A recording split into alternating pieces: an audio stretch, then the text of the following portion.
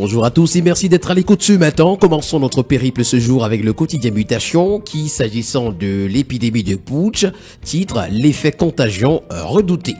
D'après le journal ce matin, à l'occasion du 65e anniversaire du décès de Ruben Omniobé, l'UPC appelle le peuple camerounais à la vigilance. C'est à retrouver ce matin en page 7. Domaine privé de l'État, ce matin en petite une vers des casses à Douala. Et puis Cameroun-Burundi, retrouvé en page 12 du quotidien Les Nouvelles de la Tanière. Le quotidien bleu d'Amalmana, le jour ce matin s'intéresse à Atangana Mubara, déjà 15 ans en prison, nous renseigne le journal. Placé en détention provisoire en août 2008, l'ancien secrétaire général de la présidence de la République a été acquitté une première fois en 2012 avant d'être frappé par une série de condamnations par la suite. L'information ce matin est à retrouver en page 3. Et puis en petite une, Ballon d'Or France Football, André Onana nominé. Le Camerounais a été retenu dans la catégorie de meilleur gardien de but. Également, bavure, des gendarmes gardés à vue. Toutes ces informations ainsi que bien d'autres sont à retrouver en parcourant les colonnes du quotidien Le Jour. Pour le quotidien vert émergence ce matin, on parle de l'affaire Congelcam contre Minsanté, coup pour coup, est le titre que nous présente le journal. Nos Mayos 2 en petite une vers un déguerpissement forcé des populations. Droits de l'homme au Cameroun, Amadou Vamoulki raconte son calvaire à la page 5 du quotidien vert. Le quotidien L'Info à chaud ce matin à sa grande une parle de profil bas face au coach et nous indique qu'il a fallu du temps. D'après le journal, la sérénité de retour dans la tanière des Lions indomptables. André Onana et ses coéquipiers sont mobilisés autour de leur coach Rigobert Song-Bahanak pour vaincre absolument le Burundi mardi prochain. L'information ce matin est à retrouver les pages 10 à 11. En pied de une ce matin, on parle de l'approvisionnement normal et régulier du marché du riz. Retrouvons en page 3 les exigences du Mine-Commerce aux importateurs. Dotation générale de la décentralisation également, ce que prévoit la répartition de 2023 nous est présenté des pages 7 à 9.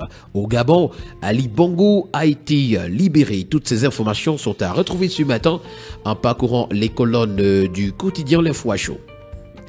Le Nouvel Horizon ce matin s'intéresse également aux Lions indomptables et nous renseigne que la hache de guerre a été enterrée pour l'amour de la patrie. Le journal revient ainsi sur les relations entre André Onana et le coach Rigobert Song. Pour le quotidien national bilingue Cameroun Tribune ce matin, on parle de dotation générale de la décentralisation. Paul Biya fixe la répartition. Plus de 252,5 milliards de francs CFA partagés entre les communes, les régions et les autres instances chargées de la mise en œuvre de la décentralisation au Cameroun, conformément aux prévisions de la loi de finances 2023. L'intégralité du décret signé hier par le président de la République nous est proposée ce matin à la page 2. Le quotidien de l'économie nous parle du premier trimestre 2023 et nous fait savoir que les importations du Cameroun ne cessent de grimper, ce qui va continuer de plomber la balance commerciale du pays. L'information ce matin est à retrouver des pages 4 à 5. En petite une ce matin, aéroport, un système de sûreté sera audité. Et puis à Douala, un colloque international des assurances et marchés financiers se prépare. Le journal Le Drapeau qui parle d'inflation ce matin nous fait savoir que la vie sera encore plus chère en 2024. D'après l'information que nous rend le journal ce matin, l'introduction de nouvelles taxes au Cameroun conformément au programme budgétaire 2024-2026, comme la taxe carbone et l'extension de la taxe sur les produits pétroliers, auront un impact sur les prix des biens de consommation courante. L'information ce matin est à retrouver en page 8. Le quotidien Econews parle de la production des pépinières de cacao à Bafia, cap sur 15 000 plants. Afin de booster la production des fèves de cacao dans le département du Bas-Meiloubou, les cacaoculteurs se sont appropriés hier à Bafia des nouvelles techniques d'arrosage des pépinières grâce à l'eau du fourrage. Ce dispositif aura pour effet immédiat l'augmentation de la production des pépinières de 25 000 à 150 000 plants. Sur quel levier dont s'appuie le directeur général de la SODECAO pour atteindre cet objectif? Le décryptage que nous propose ce matin le quotidien Econews est à retrouver à la page 3.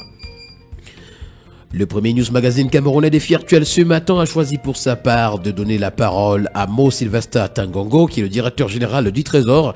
Il s'exprime: la situation financière du pays est stable et la signature du Cameroun fait foi.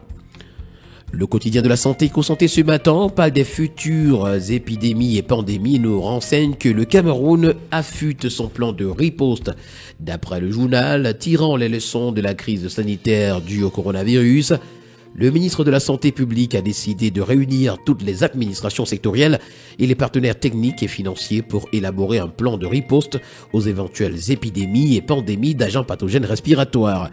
Les parties prenantes participent activement à un atelier qui a débuté le 5 septembre dernier à Bankomo pour s'achever demain, 8 septembre 2023.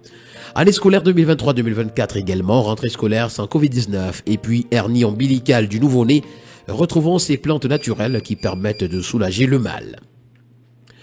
Le bi-hebdomadaire Le Financier d'Afrique, ce matin par lequel nous achevons cette revue de la presse, parle du traitement de la solde et nous fait savoir que les agents publics clients de Fodec sont transférés à UBC.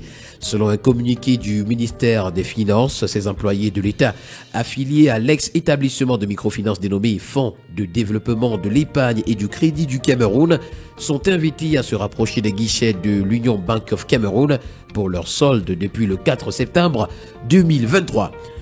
Maturation des projets, 43 projets d'investissement en examen pour le budget 2024, lutte contre la fraude fiscale, un dispositif électronique pour le suivi du CA des entreprises et puis marché des titres publics.